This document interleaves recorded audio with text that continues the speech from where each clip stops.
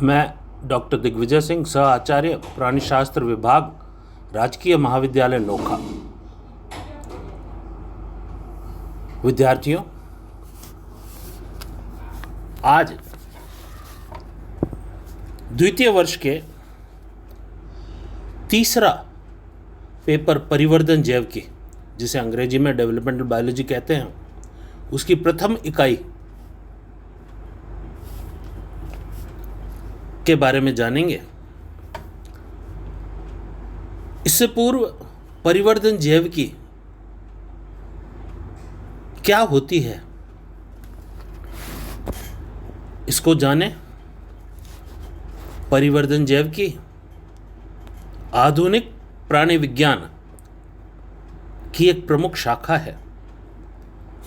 इसके अध्ययन से हमें यह जानकारी मिलती है कि किस प्रकार एक कोशिकीय भ्रूण से बहुकोशिकीय प्राणी का विकास होता है।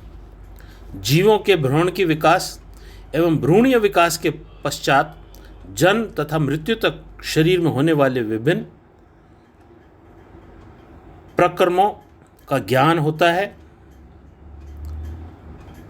यह विषय जीवन के अत्यंत रोचक तथ्यों से अवगत कराता है, जैसे एक कोशिकीय युग्मक, उससे जाइगोट का निर्माण, जाइगोट के बाद में निषेचन, विदलन,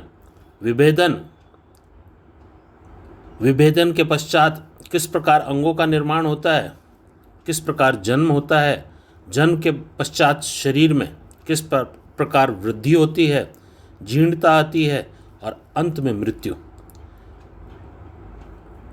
इन सब अत्यंत आवश्यक एक मनुष्य जीवन के लिए सारे तथ्यों की जानकारी आप सब विद्यार्थियों को भी हो, इसको ध्यान में रखते हुए इसे विश्वविद्यालय के पाठ्यक्रमों में शामिल किया गया है।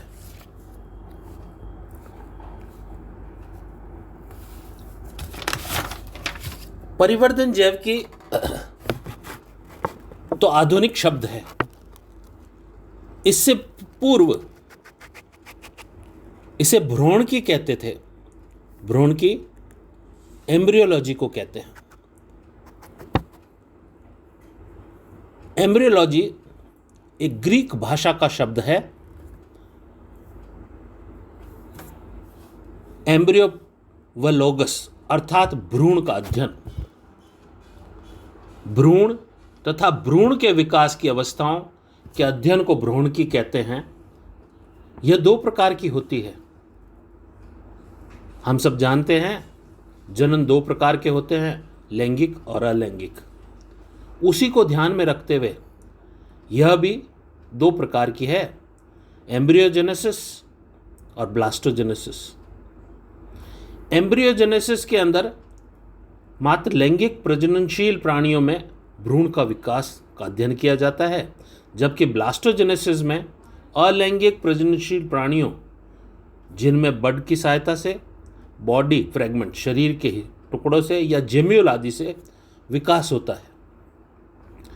पूर्व में मात्र भ्रूण की, जो केवल भ्रूणों के अध्ययन तक ही सीमित थी, अर्थात युग्मक निर्माण से जन्म तक का ही अध्ययन किया जाता था। समस्त प्राणियों में परिवर्धन जन्म या अंडोत्पत्ति के पश्चात भी होता रहता है, जो प्राणी के मृत्यु तक चलता है। भ्रूण की अवस्थाएं एम्ब्रियोनिक स्टेजेस, जिसमें जन्म तथा अंडोजोत्पत्ति